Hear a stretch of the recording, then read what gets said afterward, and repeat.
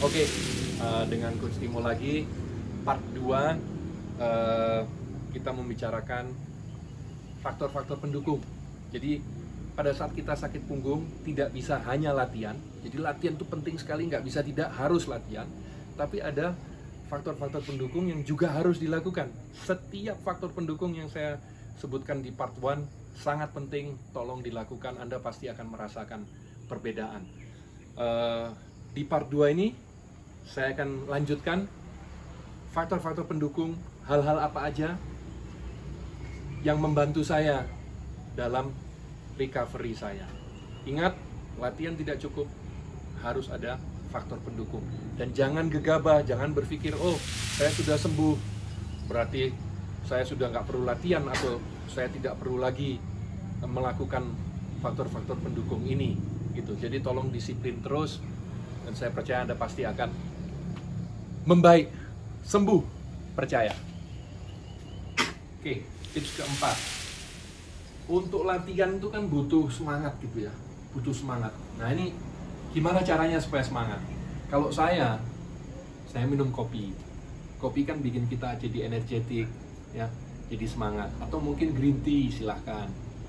Apapun itu pokoknya dibantu sedikit supaya kita semangat. Terus apa? Saya cari tempat yang enak untuk latihan. Bisa di bawah pohon atau di mana, pokoknya menyenangkan gitu. Terus saya kasih apa? Saya dengarkan musik. Saya dengarkan musik, itu membantu saya supaya nggak malas berlatih. Mungkin Anda bisa gabung dengan teman-teman yang punya masalah yang sama sehingga latihannya nggak sendiri, terserah ya, monggo. Pokoknya dibikin gimana caranya latihannya itu betul-betul jadi disiplin tiap hari. Ya, itu penting sekali. Oke, itu tips ke-4. Tips kelima. Tips kelima, setelah latihan, mandi air panas. Dulunya, saya pagi-pagi itu mandi air dingin. Setelah itu saya beraktivitas, latihannya sore, baru kemudian mandi air panas. Salah. Saya belajar, terima kasih Pak Benny Wetan, belajar pagi bangun pagi itu saya langsung latihan. Sehingga itu nanti pada saat saya beraktivitas tuh enak, punggung enak gitu, moodnya kita enak karena sakit berkurang, kita jadi lebih semangat gitu loh, kayak ada harapan, oke, ini ke depan akan membaik, walaupun sekarang rasanya kayak nggak mungkin bisa membaik. Tadi kan saya sudah jelaskan, saya jongkok aja nggak bisa, bungkuk dikit aja nggak bisa. Sekarang udah bisa main bola sedikit-sedikit dengan Brandon, jadi bisa, tapi lakukan itu setiap pagi. Nah setelah latihan, mandi jangan air dingin, mandi air panas. Nanti malamnya pada saat mau tidur, 1 jam 2 jam sebelum tidur, mandi air panas. Itu tips keberapa tadi? Kelima ya. Oke, tips ke-6. Ini hal-hal kecil tapi semua saya belajar dalam waktu yang lumayan panjang. Ini tips terbaru saya belajar di Inggris kemarin. Waktu saya ke Inggris dengan Garuda Select 6 bulan, tempat duduknya di sana kan lebih tinggi daripada yang saya terbiasa di sini. Maaf, toilet juga lebih tinggi daripada toilet yang ada di Indonesia. Duduk di mobil juga tempat duduknya lebih tinggi. Akhirnya saya paham bahwa pada saat kita duduk, lutut kita itu harus paling tidak sejajar dengan hips kita, ya, dengan pinggul kita. Kalau bisa di bawah. Jadi seharusnya ini ditaruh di sini, sedikit ditaruh ke sini sehingga hips saya di atasnya lutut. Pada saat sepeda motoran, perhatikan. Pada saat duduk di mobil, perhatikan. Kan sering gini, naik sepeda sering tempat duduknya kecil gini, jadi akhirnya begini. Tapi kalau sepedanya tinggi, nah lihat, kalau sepedanya tinggi, lutut di bawah hips, dan itu penting sekali, sangat membantu. Coba saya tunjukkan ya di rumah. Ingat tadi tips keberapa? Selalu pakai sandal support untuk tumit. Monggo silakan masuk. Tidak akan saya tunjukkan ruang tidur saya, tentu saja tidak mau, Rek. Privacy dong. Tapi ini sofa saya nih, depannya TV. Anda perhatikan, saya duduk seperti ini. Boom, lutut di atas hips. Masalah ini sudah. Dan dari dulu saya nonton TV seperti ini kok merasa bangunnya sakit. Ya karena itu. Jadi abis ini saya mau renov ini, mau diperbaiki, mau dikasih kaki, kemudian ininya dikerasin, ya ditinggiin, dikerasin. Kebetulan di Palma tetangga, jadi nanti tinggal minta teman saya Mas Made untuk benahi ini. Sementara lihat nih, sementara saya duduk di atas bantal. Anda perhatikan, ini aja kurang enak, masih kurang enak. Harusnya dua bantal. Masa mau duduk dua bantal seperti ini kan nggak enak. Makanya, tapi lihat, hips di atas lutut. Ya, itu penting sekali. Ini tips keberapa? Tips ke-7 ya. Oke, masih di dalam, Hani, silahkan masuk. Tadi itu saat duduk, sekarang saat tidur. Ya, saat tidur. Tempat tidurnya cari yang untuk orang back support ya. Untuk orang sakit punggung. Jadi back supportnya bagus. Coba tanya pada saat beli tempat tidur, jangan sembarangan beli tempat tidur. Itu penting, kualitas. Susah memang jadi orang yang sakit punggung itu memang harus keluar dana lumayan gitu loh untuk hal-hal kayak begini-begini ini. Jadi nggak bisa sembarangan tempat tidur. Ya.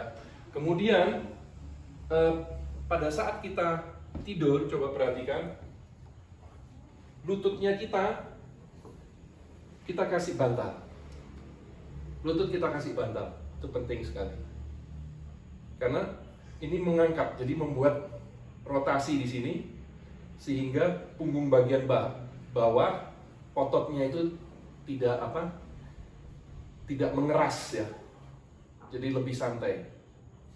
Itu penting sekali. Nah, tidak perlu setiap malam seperti itu, hanya pada saat rasa agak sedikit sakit atau sedang sakit-sakitnya ya pakai seperti itu. Kalau sakit punggung bagian atas, saya belajar bantal yang agak tinggi itu membantu.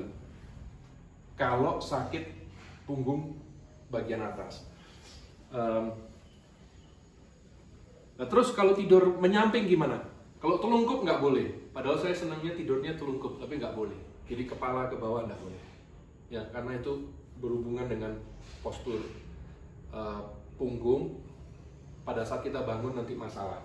Nah, kalau menyamping, Anda misalnya sakitnya di kiri, sakit punggung bagian kiri, mau menyamping, cari bantal yang cukup tebal, jadi jangan tipis, podo wae, nggak ngefek. Anda taruh di antara lutut, tidurnya menyamping seperti ini. Nah, coba Hani datang mendekat sedikit. Yang sering dilakukan orang, mereka yang sering dilupakan itu badan bagian atasnya jatuh, tidak boleh. Ini ya sama aja, yang bagian bawah disupport, tapi punggung bagian atasnya akhirnya jadi sakit, jadi tegang gitu ototnya. Jadi nggak boleh, harus kita biasakan tidur seperti ini, lurus belakang. Jadi jangan sampai badan kita itu jatuh ke samping. Itu butuh kedisiplinan, butuh latihan. 3. Oke, tadi sudah berapa? 7 ya? Ya. Ini tips nomor 8. Postur saat duduk tadi sudah, ya. Jadi penting juga pada saat duduk, jangan duduknya kita miring ke belakang ya, harus tegap. Ya, jangan dibuat jatuh ke belakang. Itu penting. Postur saat tidur tadi sudah. Nah, sekarang saat jalan. Ini penting. Kalau misalnya ada sudut tembok, ya, ada sudut tembok, kita berdiri di sudut tembok, kepala kita kena tembok, ya, badan kita lihat kan, nah, Diangkat ini, lihat ya. Diangkat. Tek. Nah, sekarang perut pinggang kita, pinggul kita sedikit ke depan.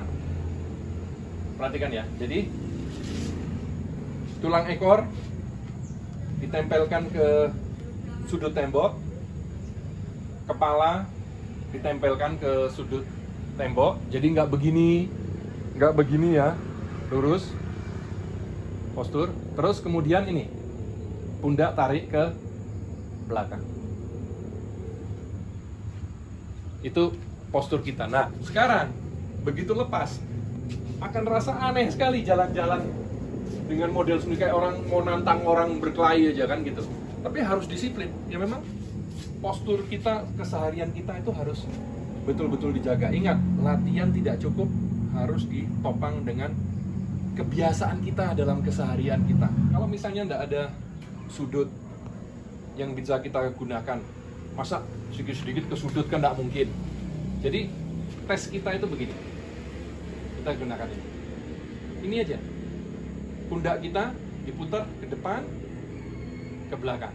Santai aja, bukan ditarik, bukan pegang, enggak, santai aja. Terus, nah kita tahu postur kita udah bagus kayak begini. Ingat, pinggulnya sedikit ke depan. Jadi tarik pinggul sedikit ke depan. Itu kita udah tahu, oh postur kita oke. Karena nggak mungkin kita akan berdiri seperti ini atau duduk seperti ini kalau kita melakukan ini. Udah pasti nggak mungkin, wis. Kalau udah kita tarik begini, nggak mungkin kita posturnya akan hancur. Udah pasti bagus. Jadi ini tips penting, tarik ke belakang, nggak usah. Tarik enggak, biasa aja, santai aja, tek, tarik belakang. Ya, jadi postur harus dijaga. Semoga membantu. Nanti beberapa hari ke depan, semoga saya ada waktu. Ya memang di rumah aja sih, jadi jadi ya nggak ada alasan, pasti ada waktu. Saya akan usahakan tunjukkan latihan-latihan yang membantu saya selama ini. Jadi itu juga seperti tips-tips tadi, kelihatannya kecil-kecil, tapi itu saya dapatkan dalam waktu yang cukup panjang, karena saya melihat itu semua sangat berpengaruh seperti itu. Nanti latihannya juga seperti itu, hal-hal yang betul-betul membantu saja yang saya tunjukkan. Dan sequence-nya itu harus benar. Karena kalau sequence-nya salah, ternyata latihan yang benar, tapi kalau dicampur, latihan A, kemudian latihan B, wah salah. Kalau misalnya latihan A dulu, baru C, baru B, nah itu baru enak. Jadi sequence latihan pun saya belajar itu juga penting, sangat membantu. Nah itu yang saya mau share sama Anda semua di rumah.